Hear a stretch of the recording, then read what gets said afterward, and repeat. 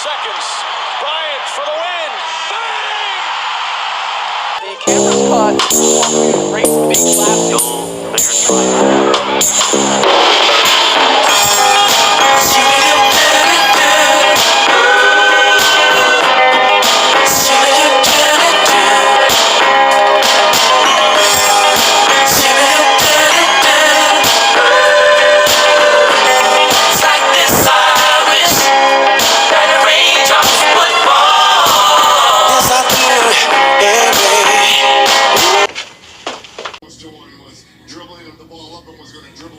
No words. Still shout out to Monty Williams for winning Coach of the Year. My heart goes out for him. I read an article about the hardships and stuff he's been through and how winning a title would be a great emotional overload for him. So my heart goes out to Monty Williams. I feel kind of bad for Chris Paul. Just so many chances he's had to get to that title. It's like this doesn't bring me any joy seeing him choke, the team choke, get outplayed like that. Shout out to Dallas playing a great game. Shout out to their defense. Shout out to their head coach really getting them together. Yeah, I'm still kind of in shock, to be honest with you. I did not expect this at all. So I'm a little more ready to talk about the game from 3:30. So let's talk a little bit more about that before. But Mavericks Warriors conference finals, man. I did not see it coming. I thought it was going to be Warriors Suns. I was wrong.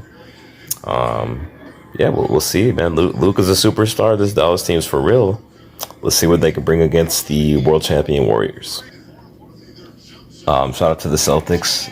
Going 28-7 after that rough start, because me, I'm sure like a lot of other people, I was kind of like, this Celtics team, they're looking how they did the last year, not looking too good. They might make the play-in tournament and then make the playoffs as like an 8 or 7 seed, but that's about it. So they really defied the odds. Swept the Nets in the first round. Now look where they are. TD Garden's tough. Michael Jordan had to go through it there. Magic Johnson, Lakers. I'm speaking old school, but TD Garden, tough. It's tough. It really shows you how crucial Chris Middleton is to that Milwaukee Bucks team and the championship run they had last season. Because they really didn't have. Drew Holiday did a little bit of his thing, but it seemed like they didn't really have that solid dude that could take the pressure off of Giannis. They were looking like the old Bucks, like before they won the championship. Because one thing I noticed about them 2 years ago is a few times when Giannis was out, they played great basketball, because it was almost like, because they can't give the ball to Giannis and just have him, take 2 steps from the 3-point line and already be in the paint. They have to play more team ball. So they reminded me of that Milwaukee Bucks team that, the type of style they're playing, with a lot of people criticize, where they seem to just give the ball to Giannis and just kind of stand around. That's not all they did. The Celtics played great defense, but they reminded me of how they were looking before they won that championship. So it shows you how crucial Chris Middleton is. This team's going to be back, the top of the East next season. I'm not expecting a super big drop off. The Celtics really brought it. So Jason Tatum's time to shine. Jason Tatum stepped up game 6, played a great game 7. I am super tired, so I'm Williams, who just scored all those points. I believe that was Williams. 22 threes. One thing that annoys me about the new NBA, though, always is like, I'm not no coach, I'm not a former NBA player or nothing, but just based on logic, it's like, if you're like 1 of 20 from 3, or 3 of 20 or something like that, why would you keep taking threes? You know what I'm saying?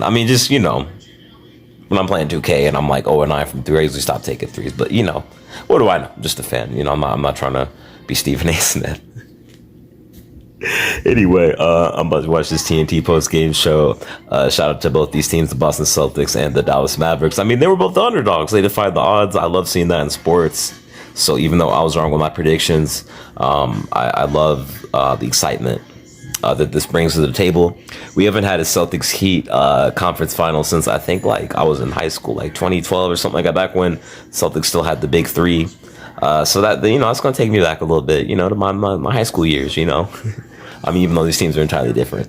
But anyway, this is the longest NBA playoff nights video I've had so far. I'm gonna have at least one more this upcoming week, because I said in the past video I'm not gonna have as many once the conference finals start, because it's usually like a game every night or every other night. Not as much for me to talk about, but just one game. But these aren't going anywhere because I'll still want to talk about these games. So I might keep it going through the NBA finals. I'm not 100% sure, but that's NBA playoff nights for tonight. Hope everyone had a blessed and restful weekend. Let's go get them this week. Shoot, blessings. And hope everyone has a good night's sleep.